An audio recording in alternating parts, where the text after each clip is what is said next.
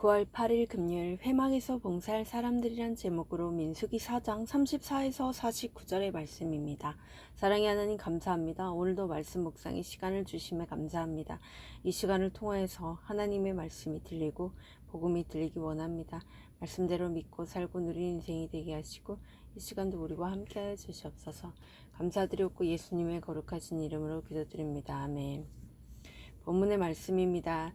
모세와 아론과 회중의 지도자들이 고앗 자손들을 그 종족과 조상의 가문에 따라 계수하되 30세부터 50세까지 해막에서 복무하고 봉사할 모든 자 곧 그 종족대로 계수된 자가 2750명이니 이는 모세와 아론이 여호와께서 모세에게 명령하신 대로 회막에서 봉사하는 고앗인의 모든 종족 중 계수된 자이니라.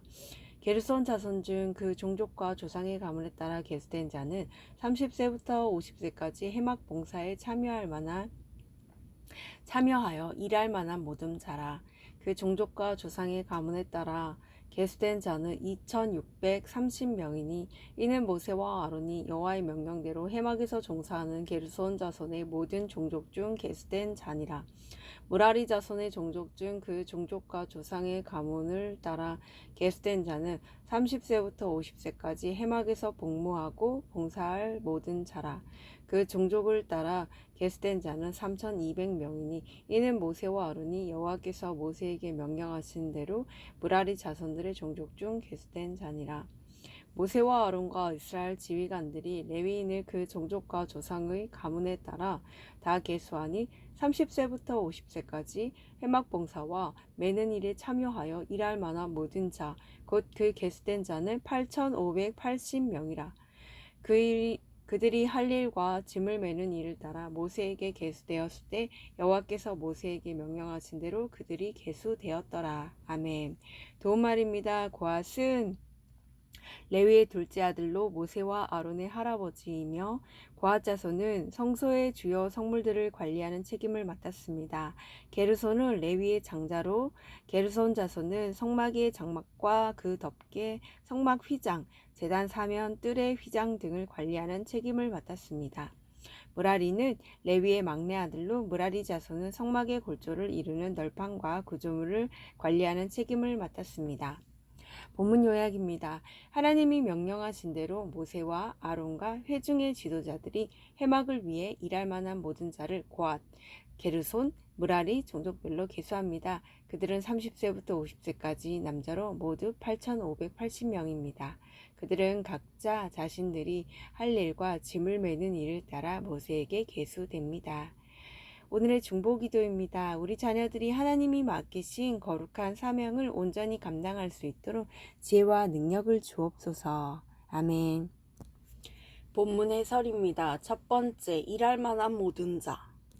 34에서 45절의 내용입니다.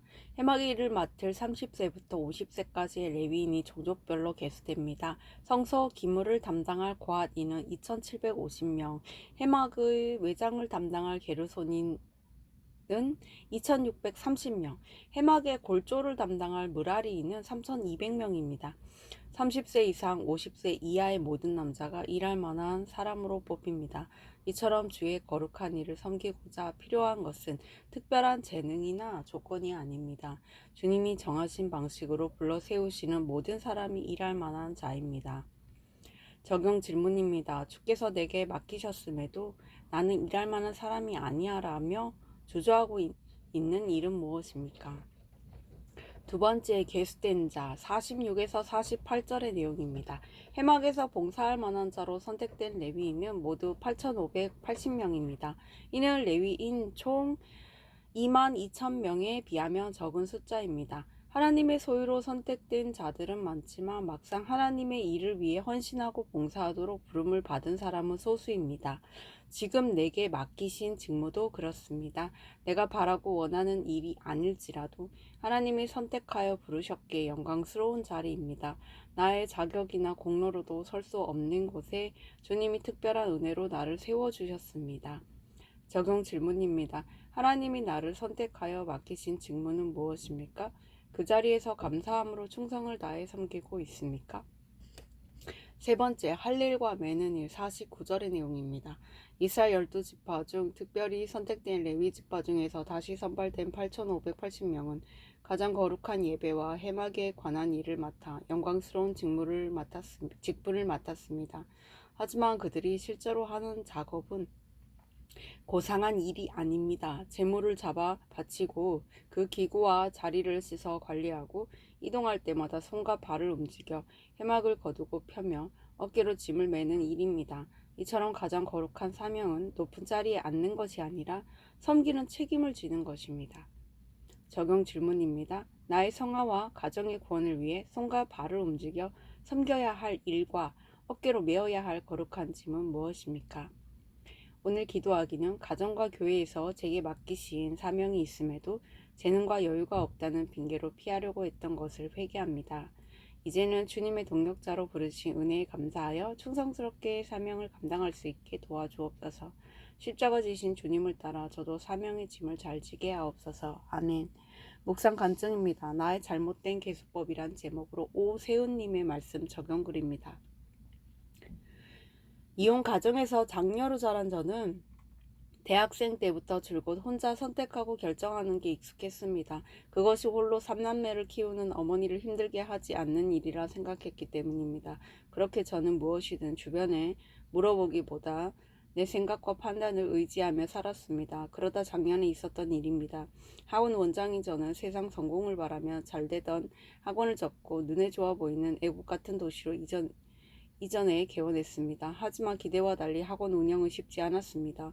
그제야 저는 하나님 앞에 엎드려 기도하게 되었고 말씀의 인도함이 아닌 내 생각대로 이전했음을 깨달아 눈물로 회개했습니다. 그리고 기도하면서 내 욕심대로 학생들을 계수한 일, 학부모와 학생들이 다가오지 못하게 선을 그었던 일 등이 생각났습니다. 그러다 문득 제가 어렸을 때 어머니가 지금은 바쁘니까 나중에 이야기해 라고 하셔서 상처를 받은 일이 떠올랐습니다.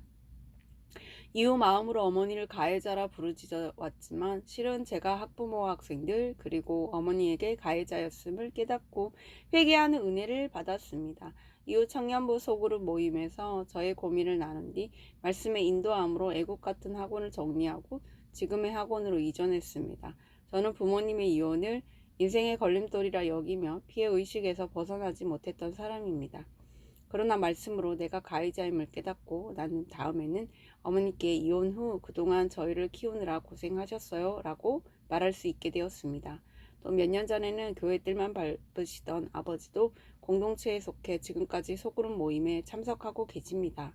이렇게 나만의 잘못된 계수법으로 살아온 날들을 회개하고 난자 하나님은 저희 가족 모두가 하나님과 가까워질 수 있는 시간을 허락해 주셨습니다.